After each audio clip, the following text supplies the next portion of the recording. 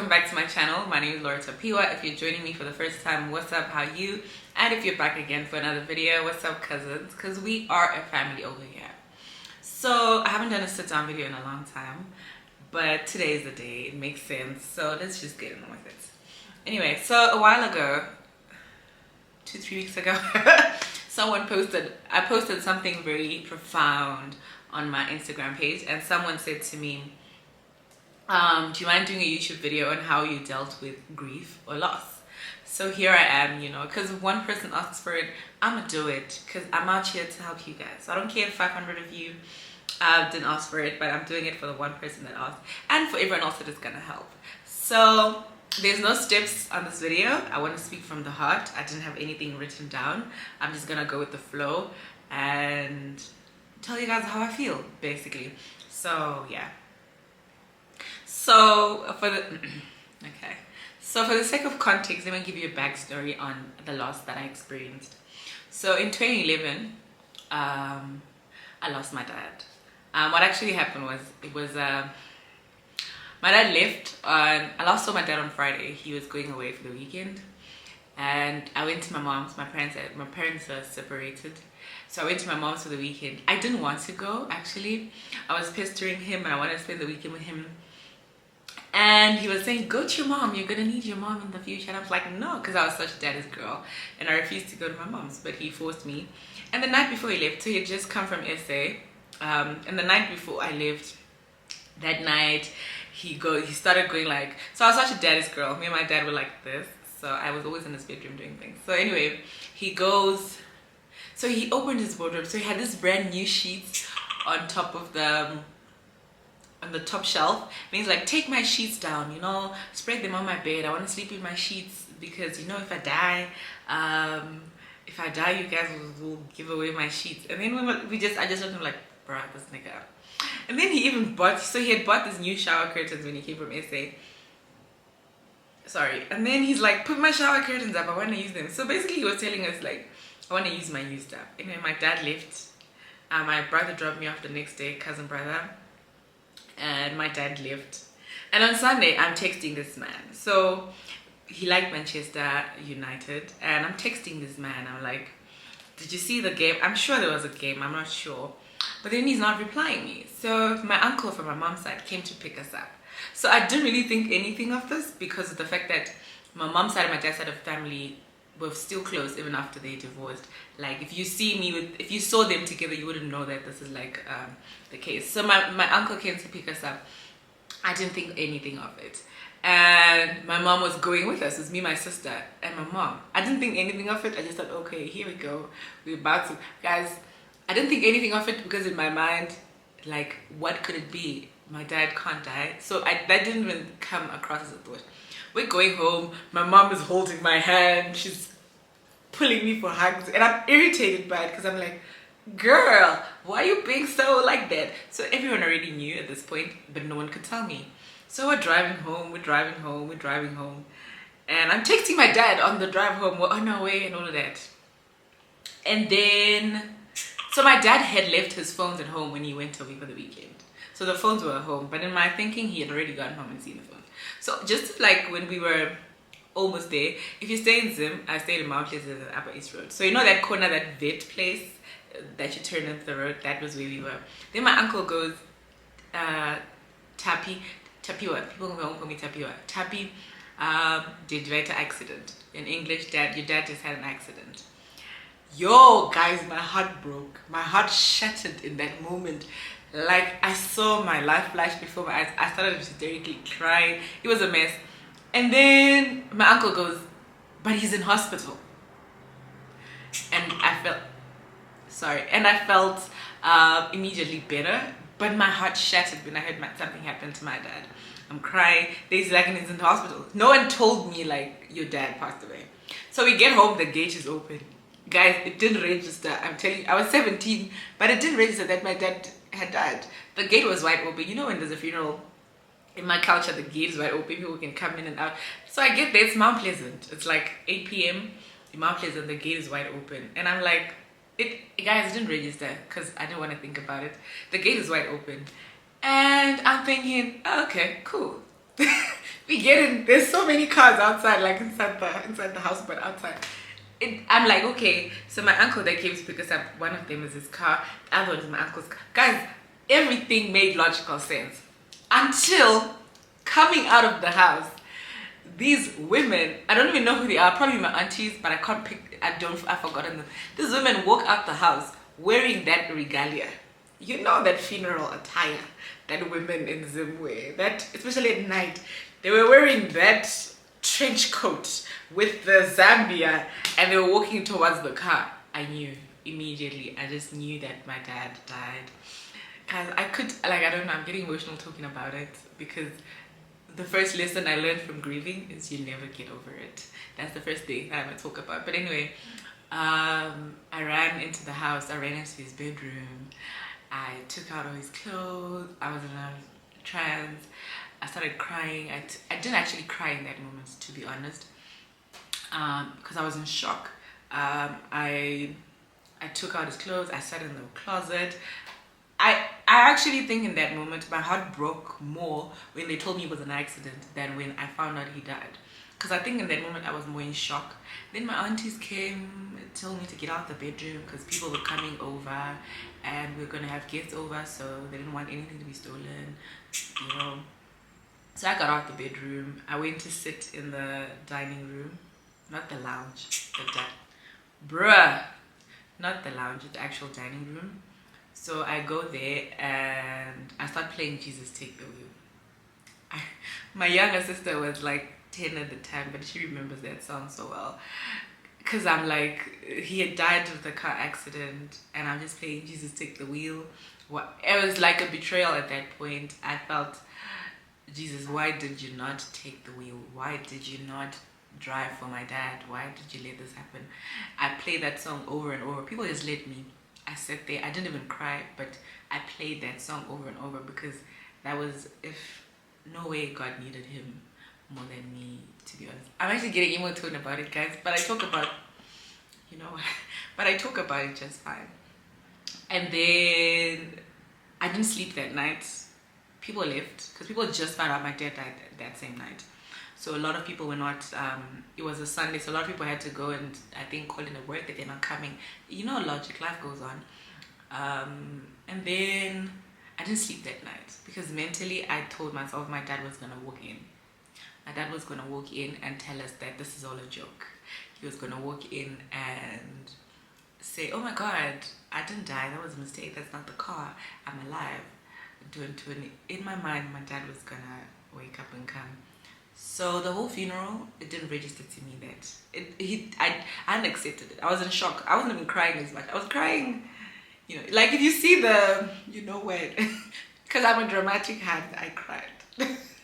So if you see my dad's funeral video, which I haven't seen up until now, I was probably crying, standing at the head of his coffin, holding it. I think for me that experience was an out-of-body experience because when I look back, I'm like, I didn't really feel as hurt, but it just felt like I should do that. I was just crying. I didn't get away from his coffin. You know, they had to put me away. But then you know how people show up at funerals, and I was like, the fuck, these people are annoying me. And then, yeah, that's how it happened. It only kicked in when the coffin was going down. We went to the graveyard, fine. I was dressed up, I looked cute. Everything was fine. When they started lowering that coffin, guys, it hit me. It hit. I don't know why I'm getting emotional because I've talked about the story a couple of times. But when they were lowering that coffin, guys, it hit me. It hit me in that moment that, oh my God, you know, I always like people that do this on the internet, but you know what, sometimes it just happens. It hit me in that moment that I was never gonna hear his voice again. I was never gonna see him again. It hit me so hard in that moment, and it broke me. I cried so much because that's when the reality of the fact that my dad died came on. And then we went back home, but there was a lot of people around and I was in boarding school. So the first lesson in my story, I'm going to continue with the story and teach you lessons and how I dealt with grief. The first lesson that I learned is you never get over it. As you can see, guys, as I'm telling you the story, This happened in 2011. This is over 10 years ago. But as I'm telling you the story, I have a lump on my throat and my heart is still breaking. My heart is still aching because it's like I'm reliving it. You never get over it. That's like, I want to comfort someone if you're watching this and you just lost someone.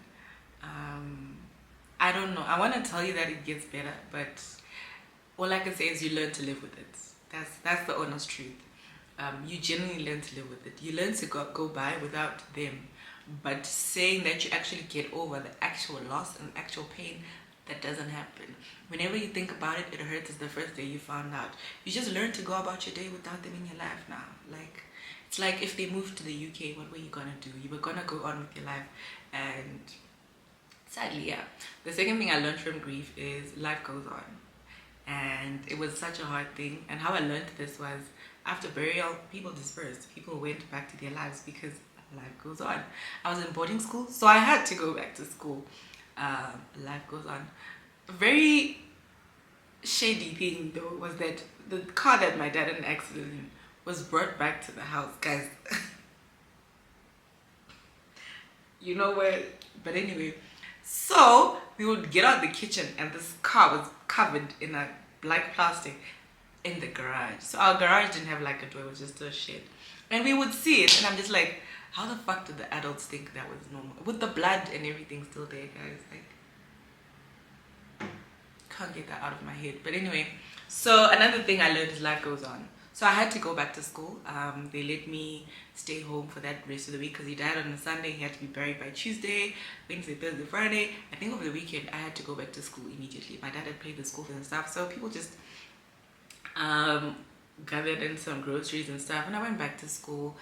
Life went on. Because I was already in boarding school, I would cry here and there because that was the life I was already used to. I was already used to not seeing him every day when I was at school. So I kind of was okay, but I would cry in bed to sleep most nights. It hit me when, I would never forget that feeling. First, the visiting Sunday came, and so my dad used to be like an early bird.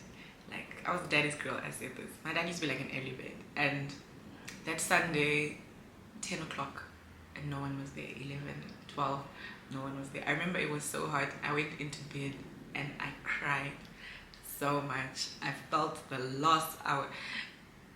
I started just feeling it. Like, I felt it every other day, but I started just feeling the loss. That first Sunday that he was supposed to be there and he wasn't there, and I had to accept. Like, I think what hurts with grief is the fact that you have to constantly accept that they're not there over and over and over and over again, even though it hurts like hell. Like, in that moment I had to accept that they'll never be there, and that hurt me. And then I went back home. So I also had to grieve the loss of my dad and the loss of the lifestyle that I lived. My life changed after my dad died. You know, black families, we had to move out of our house. That's another story for another day. But basically, we had to be split because my dad was a single dad. We had to be split families. My sister went to live with my other grand. I went to live with my cousins. But I was in boarding school most of the time, so I basically had to live with people for like 1 month, which I lived with my cousins. Very grateful for that. But yeah, I had to mourn the loss of my life. You know, no matter how great people treat you, no matter how great you are in another person's home, it's not your home. And it's kind of like a reminder of the loss that you experienced. And yeah, it's kind of things that I had to come to terms with, that I wasn't going to talk to my dad. On the day that I had to leave school and go home, my heart broke again, because it's like, where am I going? So I'm going home and he's not there, guys. Oof, child. Yeah, so that was another thing. And another thing I'm gonna say, what I learned with loss is every first is gonna hurt like hell. The first day you spend without them is gonna hurt like hell. This is any loss, which is why breakups take so long to heal, because every first hurts. But it's the same mostly with like death, because you never see them. I think breakups, I don't know what's worse, because breakups you see them, but you're happy with them. I don't know, guys. But anyway, with death, every first hurts. Like, the first visiting Sunday I had to experience hurt. The first time I had to go home and he wasn't there hurt. The first time I had to write exams and he wasn't there. The first time I had a problem and he wasn't there. The first time I had a financial issue and he wasn't there. The first time my fees wasn't paid and I didn't know who to talk to. When I graduated, like everything that you experience as a first in your life is gonna hurt, because it would have been different if they were there. And because my dad was I was such a daddy's girl. Yeah, it hurt. Even now, like sometimes I think back and I look at myself and I think, oh, I have my own apartment and I have everything, you know. I still need more, but like I'm thinking, oh, I'm so grown, you know. I have my own apartment, I have a job, my dad would be proud. That breaks me again, because it's like my life would have been different if he was there. But still, like, you want to talk to him every time my heart hurts and I need a hug. My heart hurts. So all I can say is, when you go through loss, all your firsts are gonna hurt. The first time you hurt, the first time you were happy, your wedding day, like everything is gonna hurt. Like I'm hurt right now thinking that I'm gonna have to have a wedding and my dad won't be there. I'm gonna have to have kids and they would never know my dad. Just that thought alone hurts. So the first when you lose someone hurts. How did I deal with grief? How I dealt with grief was, I felt it. I think that's one thing that you guys need to do. I believe the first months after loss are kind of surreal. So it's not really when people feel it. Like sometimes people go on a rant, people start drinking too much, people start what. I like to think that within those first few months, let people do what they need to do to come to terms with it.